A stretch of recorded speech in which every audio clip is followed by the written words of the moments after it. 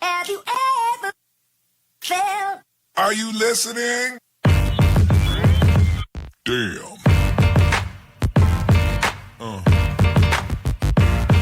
Yeah. Yeah. Setelah adanya pembayaran dan pelaporan pajak, dilakukan pemeriksaan pajak. Jadi, apa sih pemeriksaan pajak itu? Tuhan, Allahu Akbar, Allah akhirnya menunjukkan aku PT. Menurut pasal 1 ayat 25 Undang-Undang KUP, pemeriksaan adalah serangkaian kegiatan menghimpun dan mengolah data, keterangan, dan atau bukti secara objektif dan profesional berdasarkan suatu standar pemeriksaan untuk menguji kepatuhan pemenuhan kewajiban perpajakan dan atau untuk tujuan lain dalam rangka melaksanakan ketentuan peraturan perundang-undangan perpajakan. Lalu, apakah semua orang bisa melakukan pemeriksaan pajak? Jawabannya tidak. Untuk melakukan pemeriksaan pajak terhadap wajib pajak, pemeriksa harus memiliki tanda pengenal pemeriksa dan dilengkapi dengan surat perintah pemeriksaan. Nah, ketika dilakukan pemeriksaan, wajib pajak diharuskan untuk memberikan buku, catatan, atau dokumen yang berhubungan dengan penghasilan, usaha, pekerjaan bebas, atau objek pajak. Selain itu, wajib pajak juga diharuskan untuk memberi izin untuk memasuki tempat atau ruangan yang dirasa perlu, serta memberikan keterangan lainnya untuk memperlancar proses pemeriksaan. Jika nantinya wajib pajak menolak untuk memberikan hal-hal tersebut, maka penghasilan kena pajak dapat dihitung secara jabatan sesuai dengan ketentuan peraturan perundang-undangan perpajakan. Ataupun alasan penolakannya karena bersifat rahasia, maka berdasarkan pasal 29 ayat 4, sifat kerahasiaan tersebut dapat dihilangkan. Untuk penolakan pemberian akses memasuki tempat atau ruangan, maka Dirjen Pajak berhak untuk menyegel ruangan tersebut beserta barang bergerak maupun yang tidak bergerak. Lalu, apa aja sih jenis pemeriksaan perpajakan? Yang pertama, jenis pemeriksaan pajak ada pemeriksaan lapangan. Jangka waktu pengujiannya paling lama selama 6 bulan, dihitung sejak awal surat pemberitahuan pemeriksaan lapangan diberikan kepada wajib pajak atau yang mewakili. Yang kedua, ada pemeriksaan kantor.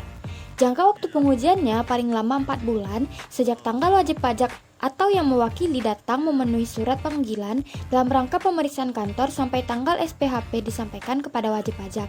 Nah, yang ketiga ada pemeriksaan data konkret yang jangka waktu pengujiannya paling lama sebulan dihitung sejak tanggal wajib pajak datang memenuhi surat panggilan dalam rangka pemeriksaan kantor sampai tanggal SPHP disampaikan kepada wajib pajak.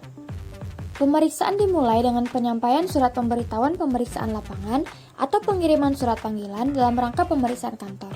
Dalam hal khusus, misalnya kondisi pandemi, pemeriksaan dapat dilakukan secara daring.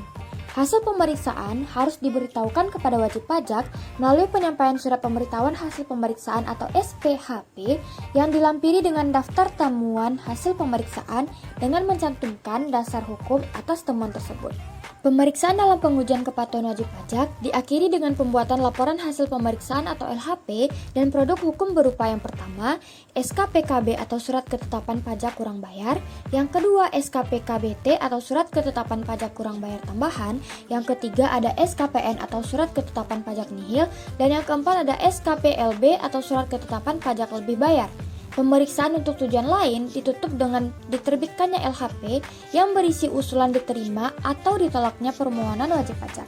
Pada saat pandemi lalu, DJP melakukan penyesuaian kegiatan yang tertuang dalam Surat Edaran Direktur Jenderal Pajak Nomor 34 Tahun 2020, salah satunya mengenai penyidikan. Lalu, apa sih penyidikan itu?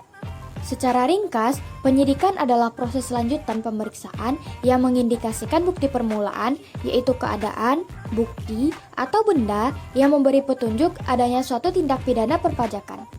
Tindak pidana di bidang perpajakan adalah perbuatan yang diancam sanksi pidana oleh Undang-Undang Perpajakan yang meliputi pasal 38, pasal 39, 39A, pasal 41, 41A, 41B, 41C, dan pasal UU KUP, pasal 24 dan 25 UU PBB, pasal 13 dan 14 UU Bea Materai, dan pasal 41A UU PPSP.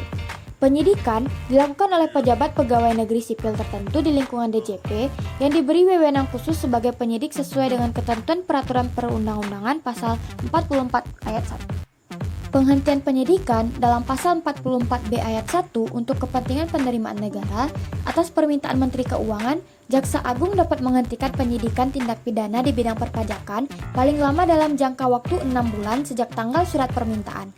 Syaratnya jika perkara tersebut belum dilimpahkan ke pengadilan. Dan dilakukan apabila wajib pajak telah melunasi kerugian pada pendapatan negara terdapat pada pasal 38 tentang kealpaan ditambah sanksi administratif 1 kali jumlah kerugian. Yang kedua, kerugian pada pendapatan negara pada pasal 38 dengan sengaja tidak mendaftarkan diri untuk diberi NPWP ditambah sanksi administratif 3 kali jumlah kerugian. Jumlah pajak dalam faktur pajak, bukti pemungutan pajak, bukti pemotongan pajak, dan atau bukti setoran pajak. Penerbitan suatu surat ketetapan pajak hanya terbatas pada wajib pajak tertentu yang disebabkan oleh ketidakbenaran dalam pengisian SPT atau karena ditemukannya data fiskal yang tidak dilaporkan oleh wajib pajak. Dirjen Pajak dapat menetapkan pajak yang terutang dengan surat ketetapan pajak yang berbeda dengan SPT yang dilaporkan wajib pajak apabila mendapat bukti. Surat tagihan pajak atau STP merupakan surat untuk melakukan tagihan pajak dan atau sanksi administratif berupa bunga atau denda. STP mempunyai kekuatan hukum yang sama dengan surat ketetapan pajak atau SKP. Jangka waktu penerbitan STP adalah paling lama 5 tahun setelah saat terutangnya pajak atau berakhirnya masa pajak, bagian tahun pajak atau tahun pajak.